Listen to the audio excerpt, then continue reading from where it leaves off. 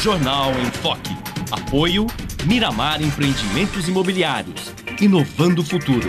Unisanta, Universidade do Grupo de Excelência do MEC. BocNews, o jornal gostoso de ler e bom de negócios.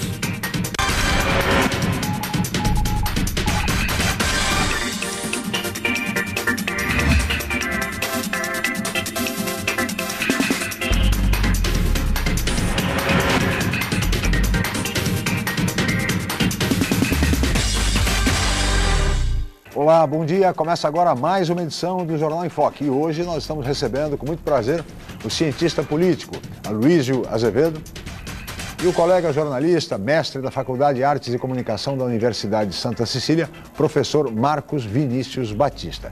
Eu gostaria de reiterar aos nossos telespectadores que nesse período de festas e início de ano novo, o programa é gravado e por essa razão não podemos contar com a participação sempre importante dos nossos telespectadores questionando os nossos convidados.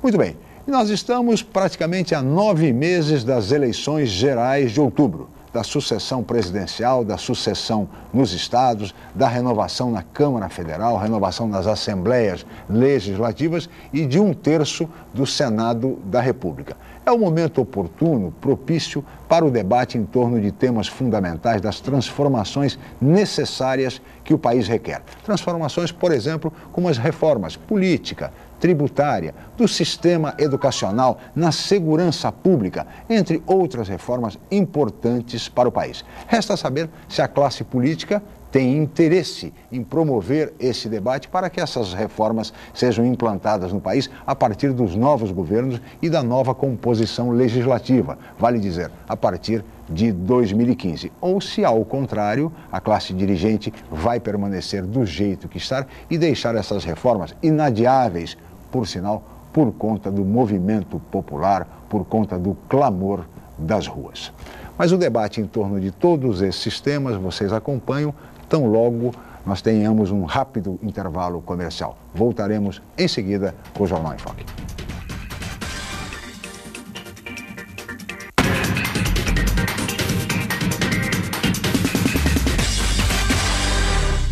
Um pedacinho da França agora ilumina Santos. Deixe que ele ilumine sua vida. Ville de France, do Grupo Mendes. Mais um sucesso pronto para morar. Espaço, conforto e requinte para você viver todo o charme europeu. Com o melhor clima tropical e uma vista livre para o mar. Ville de France, o estilo das vilas europeias em plena cidade de Santos. Venha conhecer. Imagine como é bom aprender brincando. Brincar pensando. Pensar criando. Criar vivendo. E viver aprendendo. Colégio Santa Cecília. Há 50 anos formando e educando gerações. Você procura informação com credibilidade? Aos finais de semana você fica bem informado ao ler o jornal BocNews, semanário distribuído em residências, estabelecimentos e shoppings de Santos. E nas bancas de todo o litoral, pelo valor de apenas uma moeda. Além disso, durante a semana, você pode acompanhar as principais notícias da região no site bocnews.com e nas redes sociais, como o Facebook. Agora você fica sempre bem informado. Jornal BocNews. Gostoso de ler e bom de negócios. A Universidade Santa Cecília oferece cursos de mestrado inéditos na região e recomendados pela CAPES, com professores altamente capacitados. Mestrado em Ecologia e mestrado em Engenharia Mecânica. Aproveite descontos especiais e financiamento em até 36 meses. Inscrições abertas. www.unisanta.br/mestrado. Informações 3202-7100, ramal 7259. Universidade Santa Cecília, entre as 9% melhores do país.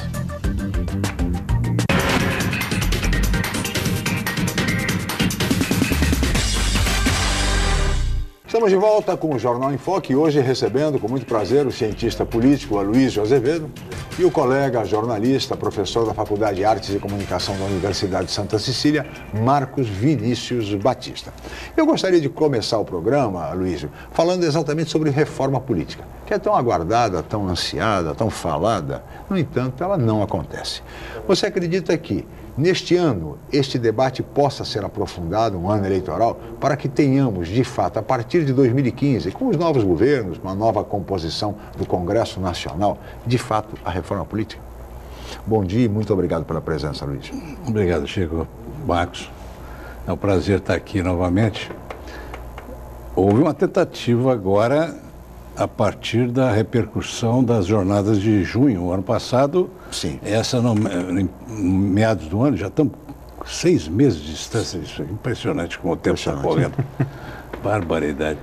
Mas foram jornadas de grande impacto, definitivas, e o mundo político respondeu com uma certa dose de, vamos dizer assim,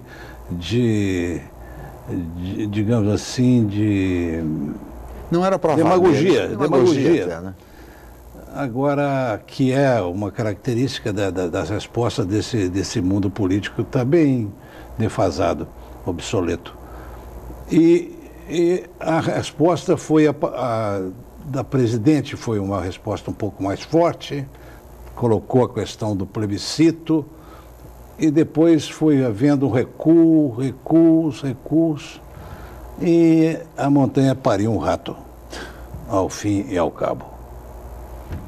Não creio que essa classe política, essa que está aí, que vai ser renovada, tenha a possibilidade da resposta a esse tema tão importante. E o novo Congresso? O Congresso a ser eleito este ano, Luiz? O novo Congresso espera-se que haja uma renovação, mas o que seria a reforma política? Nós tivemos um plebiscito que consagrou o presidencialismo. Sim.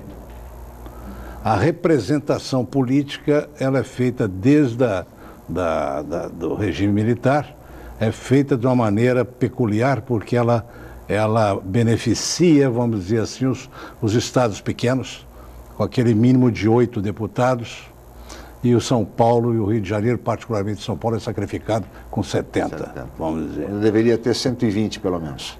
Mas os militares, tradicionalmente, o pensamento estratégico recomenda o desenvolvimento equilibrado do país, que é muito grande. E isso aí foi uma providência, virou cláusula pétrea, praticamente, que praticamente inviabiliza o voto distrital. Como é que você vai fazer o voto distrital com isso? E hoje a maioria são desses estados. Então você precisa, para modificar o regime eleitoral, não vai modificar. É bom para o país isso aí? Retarda, mas é bom. Porque você agora, por exemplo, nós estamos tendo um ressurgimento do Nordeste particularmente, que é a região que mais cresce no Brasil agora. Sim. E precisa de integrar o Nordeste. Mesmo que aquele negócio que eu falei para você num programa que eu estive aqui o ano passado. Sim.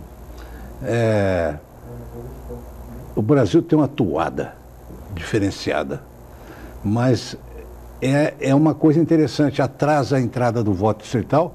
O voto distrital é absolutamente indispensável, distrital misto, sim, indispensável para dar legitimidade, claro, ao regime nosso eleitoral político, e praticamente a reforma política é essa.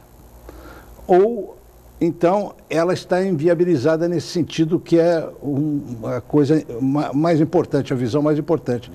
O que mais? Seria, agora, o ano passado foi votado. Questão do financiamento público de campanha, a questão da coincidência de mandatos, uma eleição geral, para acabar com o oportunismo, enfim.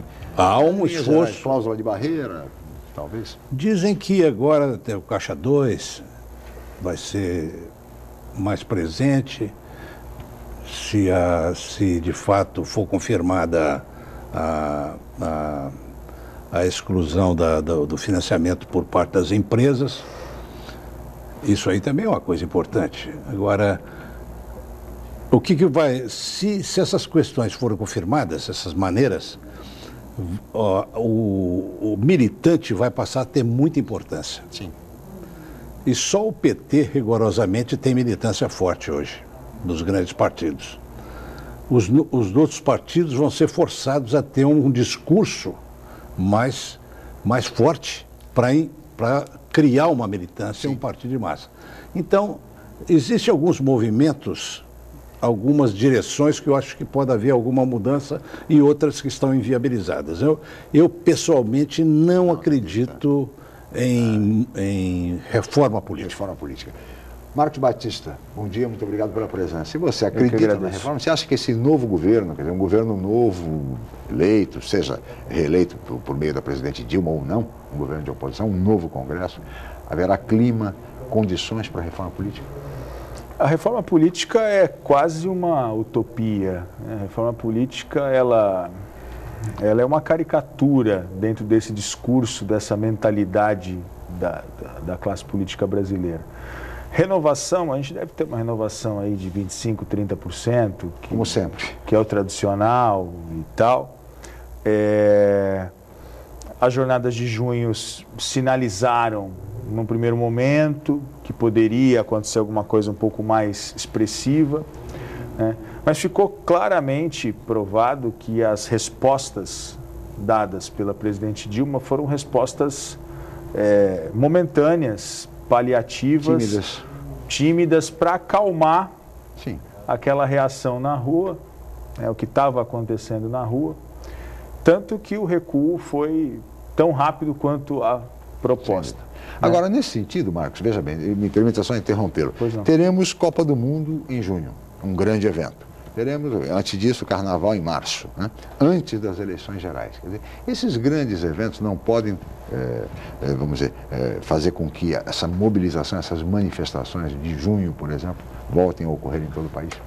É possível, mas, por outro lado, a gente tem como resposta da classe política o uso desses mesmos eventos como marketing, como publicidade. Quer dizer, a gente vai ver, possivelmente, é muito provável, um discurso ufanista, um discurso do ame-o ou deixe-o, né? Para ressuscitar a velha expressão. 200 milhões em ação, né? Não é 90 pátria de chuteiras. Então, assim, a gente vai até abril, provavelmente, discutindo questão eleitoral, depois a gente passa maio e junho discutindo futebol, se isso não acontecer antes. E o governo vai usar de todas as maneiras a questão da Copa do Mundo, né? Isso já está sendo feito, isso aconteceu no final de 2013, em vários níveis, municipal, estadual e federal, do uso do futebol como símbolo de união das pessoas, como se fosse a questão mais importante do país, né? Então, a Copa do Mundo, nesse sentido, ela mais me parece uma cortina de fumaça em relação às eleições que virão a seguir, né? Imagine, por exemplo, se o Brasil vence a Copa do Mundo. Se o Brasil vence a Copa do Mundo, a gente vai ter um discurso por semanas de que o Brasil é o paraíso, de que é a terra perfeita. Se vence a Argentina na final, então, Luiz. Mas olha, veja uma coisa, a gente fala reforma política. O que é uma reforma política? O que é o que tem que ser reformado? Vamos dizer assim, então, a reforma política está muito circunscrita ao mundo eleitoral, ou seja, reforma eleitoral, está sendo entendida assim. Se a gente colocar reforma política e político, o termo política, se referindo às questões de poder mais ampla, o processo de conquista e tomada do poder, não apenas eleitoral, manutenção, crescimento, efeito sobre o crescimento. Você pega, por exemplo, a reforma o mensalão. A mudança de jurisprudência decorrente do mensalão. Você pega a prisão de banqueiros. Nós temos 500 anos de justiça profundamente corrompida e seletiva. 500 anos. Nunca você teve possibilidade do andar de cima, como diz a mídia, e ir para a cadeia. Você tem agora, eu me lembro, alguns amigos meus profundamente antipetistas e duros, de uma posição direitista muito, muito violenta, diziam assim: esses mensaleiros não serão indiciados. Eu falava para eles: vão ser. Não serão condenados. Vão ser. Não serão, não irão para a cadeia. Irão para a cadeia. Eu estava com uma visão um pouco mais ampla, percebendo a jornada de junho, os efeitos, essa coisa toda que está acontecendo, a importância do Brasil, a importância da segurança jurídica ao capital e introduzir uma justiça não seletiva.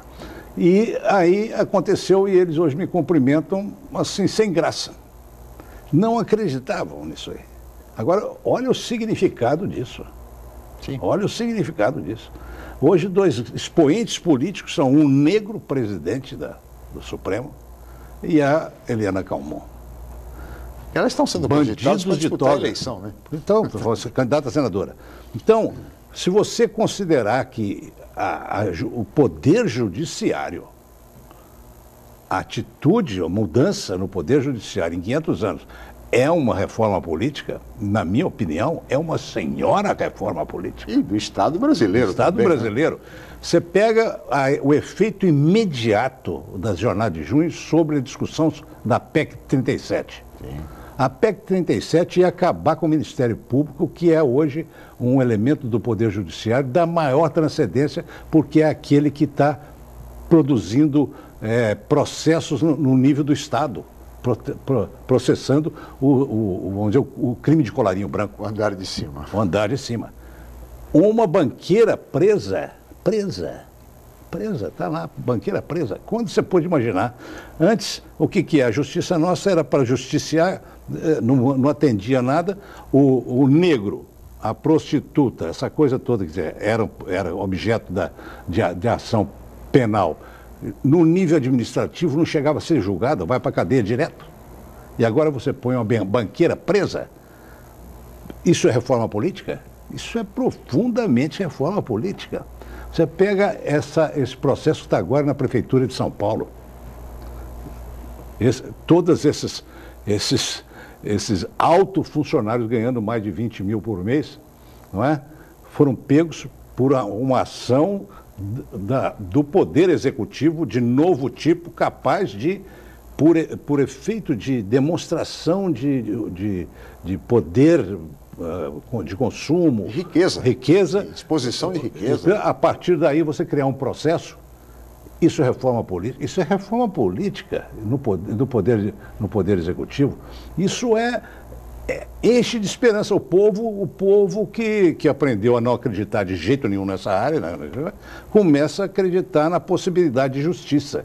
A possibilidade de justiça num país de 500 anos de impunidade e corrupção, de cima para baixo, é uma reforma política. Apesar da lentidão desses processos, que essa é uma questão que também a população reclama muito, da lentidão, em função dos graus de recurso, dos níveis de instâncias, que isso também exigiria uma reformulação no sistema judiciário do Brasil, no sentido de torná-lo mais ágil e mais eficiente. Eu peço a licença dos senhores, nós vamos para um rápido intervalo e voltaremos em seguida para o Jornal em Foque.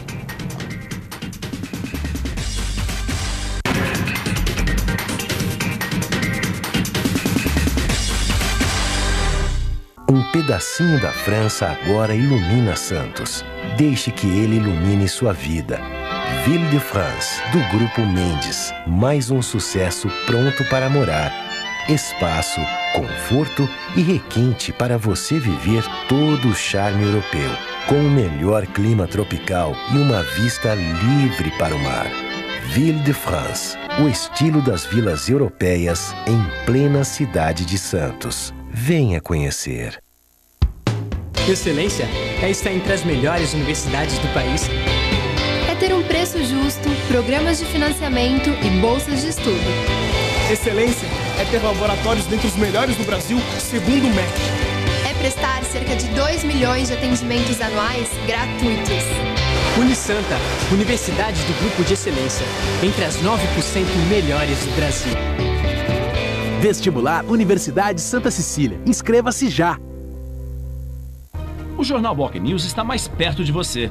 O semanário que tem na credibilidade a sua marca registrada está disponível em todas as bancas da Baixada Santista. É isso mesmo. Nas 9 cidades da região, você encontra opinião com credibilidade e informação de qualidade sempre aos finais de semana. E o melhor, pelo valor de apenas uma moeda.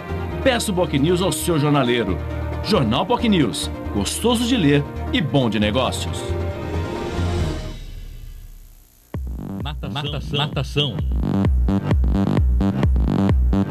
Musculação. Basquete. Hidroginástica. Karatê. Futebol de salão. Poliesportivo Unisanta. Formando campeões. Matricule-se já. Telefone 3202-7126.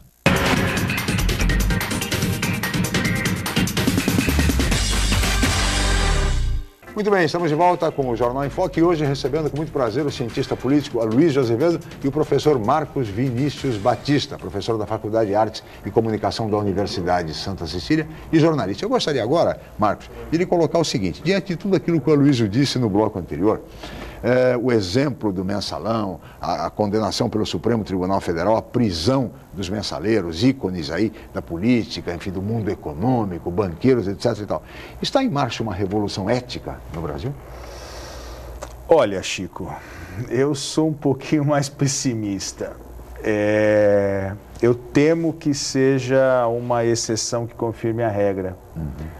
É evidente que qualquer afirmação seria futurologia, mas o processo é lento. Eu concordo com o Aloysio, o processo é lento.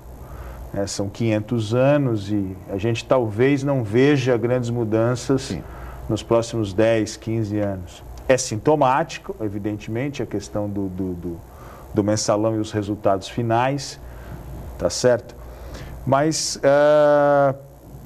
mudar a mentalidade é difícil, né? Você tem o Poder Judiciário nos refletores, né, nos holofotes, como nunca esteve, com juízes se transformando em ícones, né, da política e com uma reivindicação de candidaturas e tal. E sendo aclamado nas ruas, hein? Exato. Concedendo autógrafo e coisas do do gênero. Por outro lado, a gente vê o Poder Legislativo nos seus mais variados níveis como um símbolo do outro extremo. Um símbolo de atraso, um símbolo de dificuldades para se reinventar, né? Uma resistência para entender o que está acontecendo, por exemplo, o que aconteceu em junho de 2013, uma resistência para entender um novo comportamento do seu eleitorado ou dos cidadãos, né? Nos mais variados níveis, né? A gente vê, por exemplo, uma Assembleia Legislativa decorativa, como é a do Estado de São Paulo.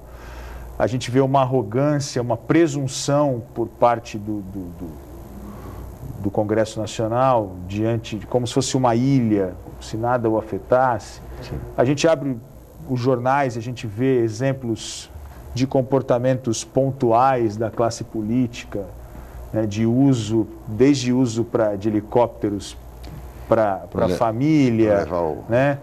Cachorrinho passear. Veja, por exemplo... E aí eu temo, desculpe, Aloysio, eu temo, por exemplo, que a questão dos metrôs e dos trens em São Paulo, do cartel, acabe se transformando em mais um caso de burros na água, né? E que é um caso extremamente importante, não só pelo volume de dinheiro, mas pelo que simboliza dentro do Estado de São Paulo.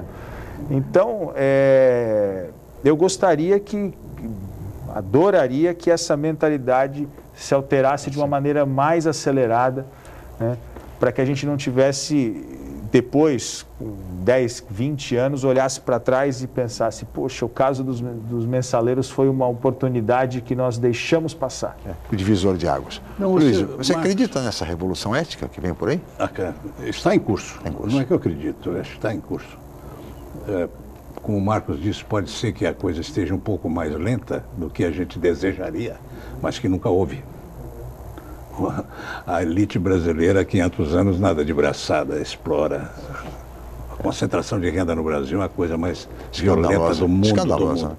Você pega, por exemplo, a destruição política do governador do Rio de Janeiro. Sim. Usou o helicóptero. Está destruído. Vai ter que sair para o candidato dele tentar sair dos 3%, que foi um excelente administrador municipal lá na Baixada Fluminense. Mas o candidato dele está liquidado. Foi liquidado agora, no ano passado, na jornada de junho. Sim. E aí você vê, e era cotadíssimo. Elegeu o prefeito do coisa. Rio de Janeiro, enfim. Você tem a PEC 37, você tem o voto aberto no Congresso sendo introduzido. No setor pior. Olha, eu estou mexendo com coisas, os ícones da podridão. Agora, o povo opera em função de exemplos. O exemplo da classe política desses 500 anos não é positivo, pelo contrário, é negativo. Agora, o povo está lá pagando prestações em dia, lutando pelo seu bom nome, todo o povo. É verdade. Isso passa por uma fiscalização contínua, mesmo que ela seja virtual, né? A gente volta, gira e discute velocidade, lentidão e essas respostas. As jornadas de junho do ano passado estão ligadas diretamente ao mundo virtual. Sim. Né? A organização se dava pelo mundo virtual. E as respostas hoje, muitas vezes, pode ser um ativismo de sofá, pode ser uma certa letargia, mas é uma resposta. Porque a informação também circula de uma maneira mais rápida. Né? O Sérgio Cabral, e aí entra a questão da presunção da classe política, o Sérgio Cabral não vê, pelas declarações dele, nenhum problema ético em transportar, né, num veículo do Estado a cachorra, a babá, o filho, não sei mais. Ele não vê, porque também não se sente, paga para ver, não se sente afetado e será afetado por isso. Não, ele foi afetado. Exatamente. Ele está sendo e foi afetado. Não é que poderá ser. Veja que ele alega. Foi afetado. Veja que ele alega agora que o uso do helicóptero se dá por razões de segurança. Segurança pessoal. Agora pergunta para o povo se aceita a declaração dele. Não vai aceitar. Não, claro que não. Não aceita. Então, veja, você pega a questão das biografias. O recuo silencioso e total desmanche da liderança dos ícones. Você pega o 37, a PEC 37, como o parlamento foi. Pega a abertura do voto. Pega a candidatura da Helena Camon, pega o mensalão e o prestígio do Joaquim Barbosa. Pega a dificuldade que a oposição está tendo no sentido de criar uma alternativa ao lulismo. Quer dizer, o lulismo passou a ser o mínimo. É do lulismo para cima, ou não. Então significa partidos políticos articulados, programáticos e em conexão direta com o povo. Ou não tem. Quer dizer, você tem um miolo de grande reforma e o povo inteiro está lá trabalhando, se aposentando aos 35 anos ou 40, seja lá o que for, trabalhando, cumprindo as suas obrigações. O andar de cima é que está complicado. A elite é que está complicada. Eu acho ótima essa cobrança, porque a cobrança também está acontecendo no microcosmos. Né? Se a gente pensar, por exemplo, em novembro do ano passado, quando os vereadores aprovaram, dos 21, 17 votaram no aumento do IPTU, né? E a Câmara de Santos, ela é uma Câmara que está há anos ajoelhada diante do Poder Executivo, não há uma oposição sistemática, até por uma questão de minoria, PT é a exceção ali. Um rolo compressor, né? Enfim. É um rolo compressor, tudo que o Executivo propõe, a Câmara aprova sem pestanejar, Aliás, essa característica de rolo compressor, ela é bem antiga. Exatamente. Desde a época da ditadura, mesmo nos governos do PT, nos governos, todos os executivos expuseram de uma bancada. Por exemplo, o IPTU foi aumentado, né, na capital de São Paulo. E o que aconteceu? O que aconteceu lá? O que aconteceu no IPTU? O Ministério Público imediatamente faz a denúncia de que o IPTU foi exagerado, não aceita e pronto, e aí depois o judiciário entra e aprova que não aceita e o prefeito tem outra coisa a não ser baixar, entendeu? E compatibilizar. É um processo. E aqui em Santos aconteceu, como é a questão do microcosmos, o vereador andando na rua, no ambiente de trabalho dele fora da Câmara, sendo cobrado, parado por pessoas, né? Aqui na universidade a gente tem um exemplo, há um professor aqui da universidade que é vereador, ele entrava na sala dos professores, os colegas dele cobrando. Quer dizer, algo que a gente não via acontecer em anos anteriores, os vereadores tentando nas redes sociais explicar por que tinham votado, nas redes sociais circulando imagens de todos eles, os 17 que tinham votado, e as respostas imediatas, e você não me representa, era super comum ver no Facebook eleitores dizendo assim, estou arrependido de ter votado em fulano ou votado em Beltrano. Então a distância encurtou. Então, e você veja a mudança democrática. Você vê que o que nós estamos observando agora é uma expressão mais clara do protagonismo popular. Sim. Porque nunca existiu protagonismo popular. A elite dançou 500 anos. Em 74, houve aquele susto, o MDB elegeu as bancadas dele todas e derrubou praticamente moralmente a ditadura, em 74. Depois a classe política ficou ali, temperando a coisa, como sempre. Sim. Depois vem o pronunciamento das diretas. O povo, outra vez, o movimento sindical protagonista em nome do povo. E a classe política não se manca diante disso. O povo vai dando os recados, vai dando. Aí, de repente, nós chegamos agora, no ano passado, na jornada de junho. Que a grande diferença é que é difuso. Né? Exatamente. E agora chegamos a um pronunciamento, uma sentença. Não foi um pronunciamento, foi uma sentença do povo, da nação inteira, em cima da classe política, em cima do Estado brasileiro. Então, é aquela sentença definitiva. Então, a classe política, a elite nossa, ainda está perplexa, não sabe como agir. Mas já tem vários sinais do pavor. Você observa nas entrevistas públicas, nas redes, na mídia, as pessoas simples do povo, como falam, como você acabou de dizer, falam com clareza, sem medo. Não existia isso. Não falava, você não tirava nada. Hoje, os repórteres já vão ouvir a pessoa simples do povo falar. É interessante, Aloysio, porque antigamente as pessoas não gostavam de falar de política. Não entende política, não gosta de política, política é um horror, não sei o quê. Essa era a leitura, a visão. Hoje não. Hoje as pessoas falam. Tem as jornadas de junho reabilitar a política. Você tem toda a razão. Porque hoje a única coisa que me incomoda, né, e eu acho que é inerente a esse processo, porque é um processo inicial, então ainda tem os ajustes todos. É um pouco a ideia do fla-flu, né? A discussão sobre política é bastante interessante no mundo real e no mundo virtual, vamos dizer assim, mas elas acabam sempre girando em torno do fla-flu, né? Ou seja, se você não é PT, você é PSDB. Se você não é PSDB, você é PT. Claro, não discutindo partidos, mas discutindo ícones. Né, a discussão partidária. Né? Discussão partidária. Se você observar, o povo não fala disso. Você intervém, ele quer falar do transporte, quer falar do SUS, quer falar...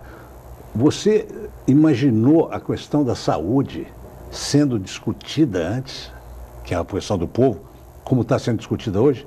Mais médicos e o SUS, essa coisa toda discutida hoje. Afinal, queremos saúde padrão FIFA, né? Mas eu acho que ainda... sendo discutido hoje completamente, e a pressão em cima dos administradores públicos, em cima da questão do transporte. Você pega as plataformas da jornada de junho hoje, são, na verdade, a discussão política no nível do povo. É coisa concreta, qualidade de vida direto. Mas acho que ainda tem um pouco do personalismo. de associar diretamente o problema social do transporte, da saúde e da educação, não ao grupo de interesses que está no poder, mas aquele que está no comando. Né? Mas você não sente, Marcos, que é a mídia que dá isso, que joga para o Fla-Flu? Porque se você observar o comportamento do povo, o comportamento da elite, inclusive a mídia nesse sentido, a intriga que a mídia pega e faz a intriga político-partidária, transforma a coisa. Mas se você observar, você não tem, da voz do povo, você não tem isso, não. Você tem a coisa absolutamente concreta. É a discussão em cima da coisa concreta. Eu penso que a mídia tem sim, claro, ela vai, porque a mídia precisa dar nome aos bois, ela precisa dar nome aos jogadores, né, desse Fla-Flu. Mas, em parte, ainda tem essa leitura. Eu discordo um pouquinho. Eu acho que tem a ideia do governante como um totem que precisa ser derrubado diante de uma discussão maior. E que, na verdade... Ou seja, é o responsável pelo transporte ruim, pela saúde ruim. Isso é verdade. É isso que eu estou querendo colocar. Mas você colocou o Fla-Flu. Estou dizendo, mas não há... o Fla-Flu é partidário. Não é o PT, PSDB, é o governante. É o governante, é o Estado. O Estado está apodrecido. Representado por aquela pessoa. O Estado não dá resposta. O Estado, com classe política, não dá resposta. Portanto, vai contra ele. Mas você vê que é o povo discutindo concretamente a questão que ele é contra. Ele precisa ajustar aqui. E hoje ele fala com a liberdade, não tem medo. Você vê o pessoa simples, será que esse sujeito não tem emprego? Será que o chefe dele está vendo ele? Você se pergunta. E você vê ela colocando com muita clareza o problema dele. Eu acho que esse é o protagonismo de novo tipo. Essa é uma reforma política. Reforma política, isso é uma reforma política. E seria ótimo que a gente tivesse novas jornadas esse ano. Pois é. Para que... Até porque o padrão FIFA está se aproximando. Então, o padrão FIFA é quase uma ilusão, né? Marcos, não teremos. Não teremos. E aí a gente tem proximidade de eleição. Mas depende muito do resultado da seleção brasileira. Não teremos, porque que lá foi uma sentença muito forte. E houve o recuo em seguida por causa da surpresa que houve. As próprias pessoas participaram, eu participei da jornada na rua, para observar de perto a coisa toda. Então, é uma coisa muito poderosa demais. É uma coisa, assim, definitiva. Está dado o recado. O recado, não precisamos dar mais recado. Está dado. Agora, são recados mais setoriais. Mas está dado o recado. Luiz, eu peço sua licença. Marcos, nós vamos para um rápido intervalo comercial e voltaremos em seguida com o Jornal em Foque.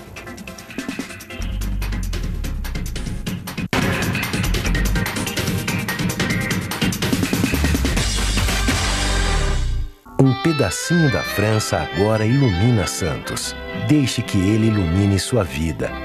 Ville de France, do Grupo Mendes. Mais um sucesso pronto para morar. Espaço, conforto e requinte para você viver todo o charme europeu. Com o melhor clima tropical e uma vista livre para o mar. Ville de France, o estilo das vilas europeias em plena cidade de Santos. Venha conhecer. A Unisanta, mais uma vez, entre as melhores universidades do país, pelo Guia do Estudante 2013 da Editora Abril. Na região, é a universidade com o maior número de cursos avaliados pelo Guia do Estudante, com a excelente nota 4. A Unisanta foi incluída no seleto grupo de excelência do MEC, no qual estão apenas 9% de instituições de ensino superior do país. Todos os cursos da Unisanta com excelentes conceitos do MEC. Uma grande vitória pelo esforço de funcionários, professores, alunos, ex-alunos e diretores. Universidade Santa Cecília. Excelência em educação. Você procura informação com credibilidade? Aos finais de semana você fica bem informado ao ler o jornal BOC News, semanário distribuído em residências, estabelecimentos e shoppings de Santos. E nas bancas de todo o litoral, pelo valor de apenas uma moeda. Além disso, durante a semana, você pode acompanhar as principais notícias da região no site bocnews.com e nas redes sociais, como o Facebook. Agora você fica sempre bem informado. Jornal BOC News, gostoso de ler e bom de negócios. Hoje, o mercado de trabalho exige cada vez mais qualificação. Faça a pós-graduação na Universidade Santa Cecília. Especialização, MBA e extensão em diversas áreas. Cursos inéditos, presenciais e à distância, reconhecidos pelo MEC e com professores altamente capacitados. Aproveite descontos especiais e financiamento em até 36 vezes. Pós-graduação Universidade Santa Cecília, levando você ao sucesso profissional.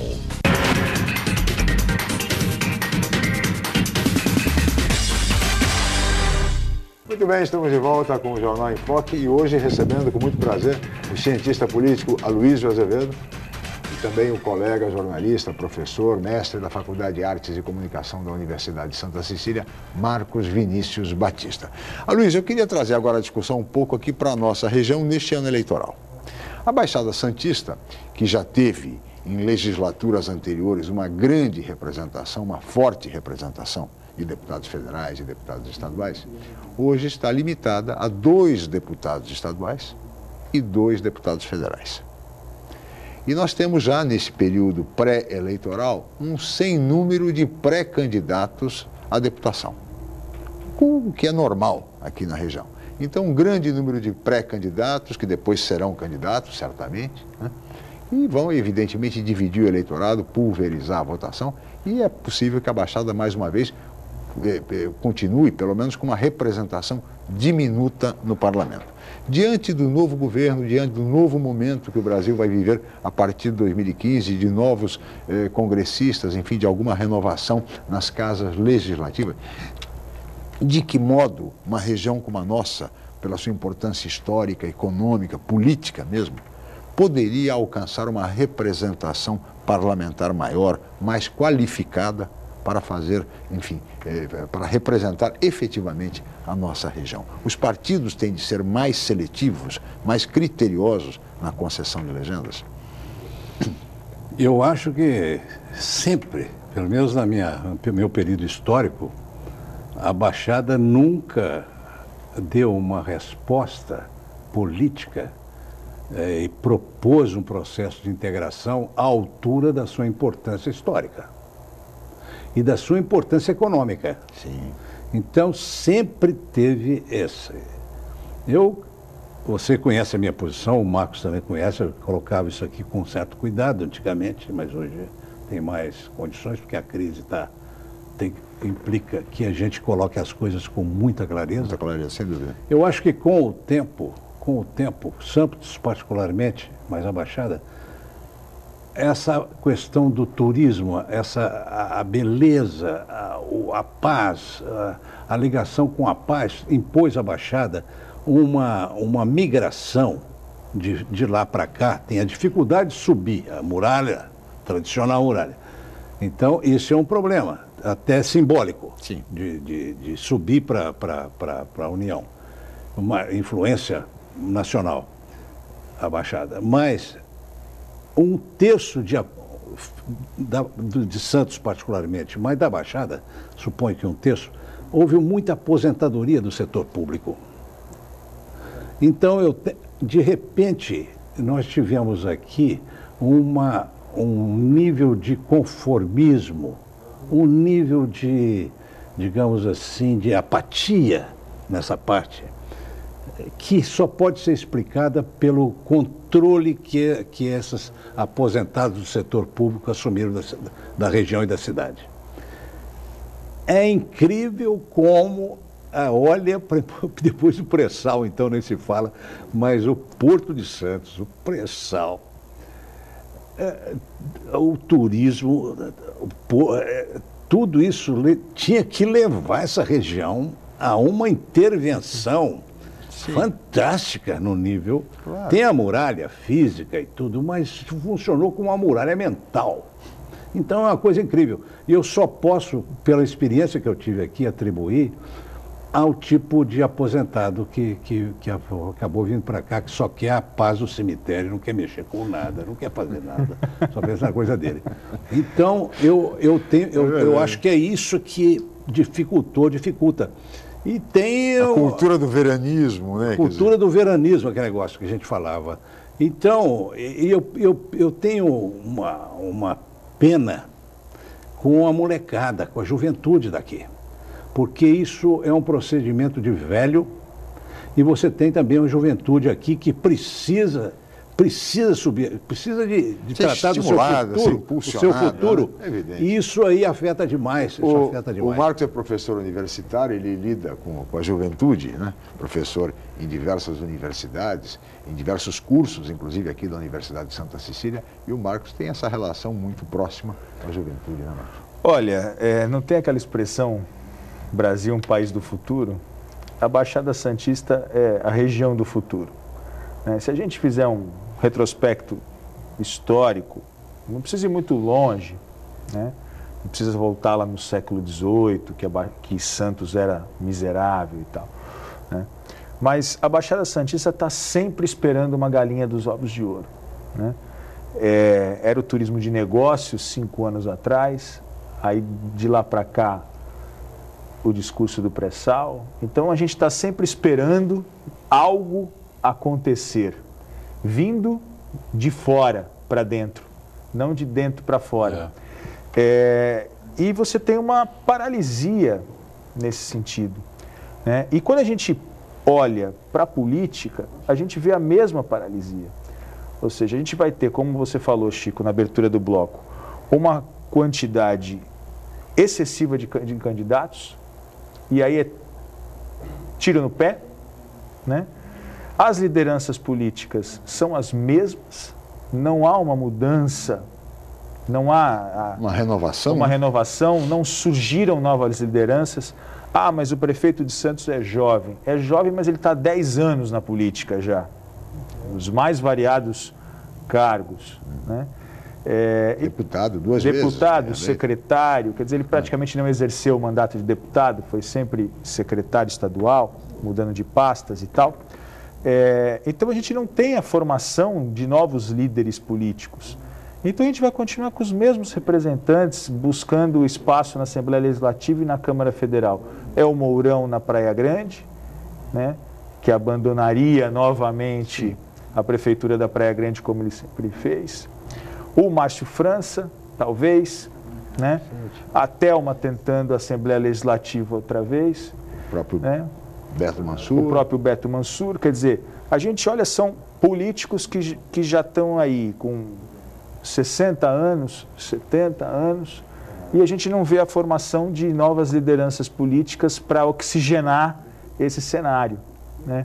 Então, essa mentalidade de velho, que o Aloysio bem colocou, ela está, em parte, nesse discurso de vamos esperar que façam algo por nós, né?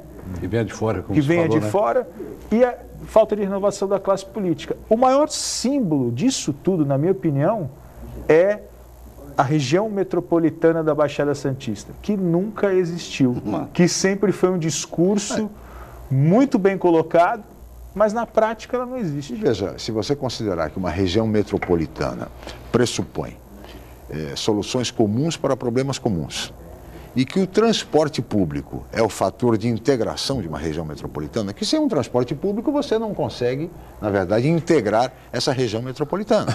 Por mais que ela seja uma região metropolitana de direito, mas ela não será nunca uma região metropolitana de fato. Exato. Só agora, o VLT, o veículo leve sobre trilhos, o metrô de superfície, está começando a ser implantado em São Vicente, e já temos demandas judiciais, questionamentos judiciais. E que nunca teve um projeto metropolitano. Uma integração horizontal, né? Sim, integração horizontal. Mas, progressivamente falando, a integração tem que ser... Claro. Oblíqua. Até pela condição estratégica da nossa região. E nós levantamos aqui há anos a questão da logística. Sem dúvida. Aqui só poderia pintar para nós, numa linguagem assim mais vulgar, uma integração com o futuro, uma coisa mais progressiva, se você tratasse a logística com prioridade absoluta. Porque é o destino. Sim. É o destino progressivo. Implica numa logística. Mas isso e o uso de transportes realmente de granel essa coisa toda que nós realmente... Mas isso você falava há 10, 20 anos. Pois então, exatamente. E hoje continuamos com os gargalos, os mesmos gargalos, só que muito mais acentuados, potencializados. Eu cheguei a chamar aqui a nossa via principal aqui com o Planalto, sim, Anchieta, Imigrantes. Chamava de rua, né? Chamava de avenida. Quando se inaugurou, tentando levar essa ideia. Quando se inaugurou com pompa e circunstância a duplicação da rodovia dos imigrantes, qualquer especialista já dizia na época, já está, é natimorta, quer dizer, já está ultrapassada. E a gente está enfrentando esses problemas todos. O ano passado houve uma série de problemas gravíssimos em relação ao transporte, esse ano. que vão se repetir, porque quando começar a safra de soja outra vez, teremos novamente o problema. Todo mundo sabe desse problema, né? Não se discute, por exemplo, a questão ferroviária. Houve um crescimento, mas ainda é insuficiente para o modelo andar. O próprio modal hidroviário, que se discutiu tanto, se pensou tanto, não se fez, Aloysio. Nada. 4 anos atrás, Aloysio, os prefeitos de 3 cidades da região, Santos, São Vicente e Cubatão, fizeram uma brincadeira de percorrer rios. Não sei se você lembra, Chico. Lembro. Porque havia um projeto de transporte fluvial. Nunca saiu do papel, né? Houve até um acidente de barco na época, com a imprensa e tal. Fizeram todo um carnaval de que vamos procurar uma alternativa, criar corredores fluviais e nada. Marcos, Chico, quando há muitos anos atrás, eu fui diretor do Santos Futebol Clube, que é meu time do coração, e nós propusemos aqui ao Roma um projeto, o Santos tinha aquele prestígio todo, aquele fluxo da Pelé, aquela coisa toda, de subir, vencer a muralha e colocar o Santos lá em cima, olhando para o mundo, que era o tamanho do Santos Futebol Clube. Era o tamanho do Santos. E enfrentamos uma eleição aqui, com esse projeto. Perdemos a eleição. A frase símbolo da chapa de oposição que nos venceu foi: o Santos é nosso segundo lar. O provincianismo ligado a isso. E venceram a eleição no Santos Futebol Clube. Aquilo ali foi um dos momentos de desgosto da minha vida. Eu via exatamente essa mentalidade que eu falei, nós estávamos falando no início aqui. O veranismo. Lá no Santos, que se havia um ponto, um elo nosso para o mundo. Para o progresso, vamos dizer, para vencer a ideia da barreira aqui, da muralha. Era aquele projeto, criamos uma subsede lá em Santos, que eu dirigia a subsede, a montagem da subsede, na rua vai andava, tudo. Mas não foi possível, essa frase nos derrotou. E é a questão do porto hoje. Então tem que romper com isso, Marcos. Tem que romper. Enquanto não romper com essa mentalidade provinciana, aposentada, essa coisa parada, nós não vamos vencer essa barreira. Temos que vencer. Mesmo porque o Brasil precisa que nós vençamos. Não é possível. Até pela importância estratégica da cidade de Santos para a economia nacional. Muito bem, e assim chegamos ao final desta edição do Jornal em Foque. Mais uma vez, muito obrigado, Aloysio Azevedo, pela sua presença. Eu que agradeço. Marcos, mais uma vez, obrigado. Obrigado, Chico. Professor Marcos agradeço. Vinícius Batista e o cientista político Aloysio Azevedo, a quem agradeço muito. Agradeço muito a atenção, a audiência, o carinho de você, telespectador. E estaremos de volta na segunda-feira, a partir das 8h05 em mais uma edição do Jornal em Foque. Tenham todos um ótimo final de semana e até segunda-feira.